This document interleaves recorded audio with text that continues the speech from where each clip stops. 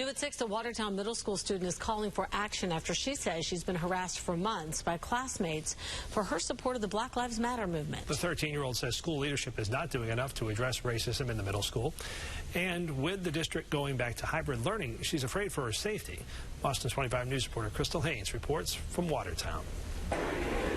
Galvanized by recent incidents of racial injustice and police brutality, 13-year-old Layla Mwanda became an outspoken supporter of the Black Lives Matter movement this year. My first harassment, I guess.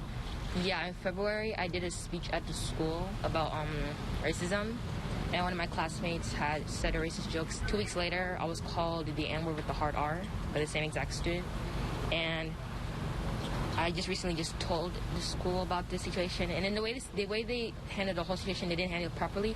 Like, they put me back in the same class with the same students. The Watertown middle school student tells me she's been dealing with harassment online and threatening phone calls for more than 6 months. They were saying, "Oh, stop talking about BLM on your TikTok, Snapchat, Instagram.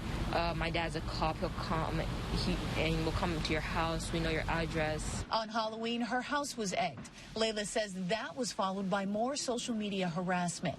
Layla says she reported the incidents to Watertown police and Watertown Middle School principal Donna Martin and other school staff. She says the students involved failed to receive discipline. We've reported these incidents many times. They've not done anything. In a letter to Watertown principal Donna Martin shared with Boston 25 on condition of anonymity, a staffer says they confirmed reports Layla received threatening and racist social media messages from named students. Quote, "I am concerned that Layla's safety is directly at risk and she is in imminent danger," says the staffer. "We as a school should provide immediate support to alleviate the situation that is causing stress and anxiety to Layla and her family. Layla continues to be targeted and threatened by her classmates and feels unheard, isolated, and alone." Watertown police tell me they're working with the school to investigate the reports they've received of social media harassment and the egging of Layla's house. They say that they're working with Layla's family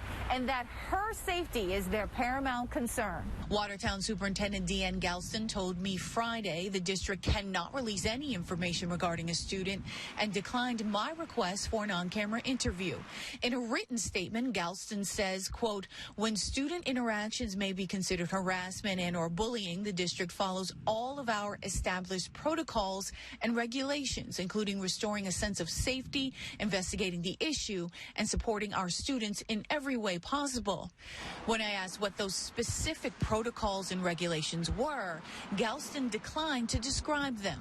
Denasia Yancey founded Black Lives Matter Boston in August of 2014. She's familiar with Layla's case and says WPS needs to step up. So I think it's only right and it's only common sense that the school would stand on the right side of history.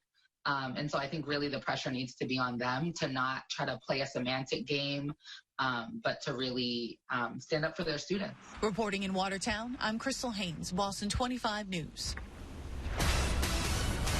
Another terrific day to be